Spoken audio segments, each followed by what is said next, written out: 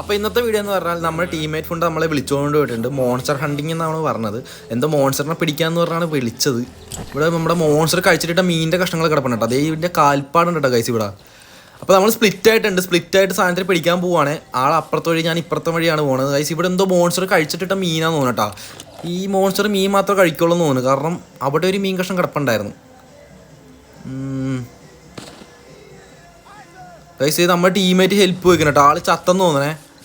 പണ്ടാരടങ്ങ ഇവനെ ഇനി രക്ഷിക്കണത്. പിടിച്ച് തിന്ന മോൺസ്റ്റർ. കണ്ണൊക്കെ എടുത്തേക്കാവേ. ഇതാണ് മോൺസ്റ്റർ ഗൈസ്. ഇതൊരു കരടി കേട്ടാ. ഇതിനെ കൊല്ലാനാണ് മോൺസ്റ്റർ എന്ന് പറഞ്ഞാൽ.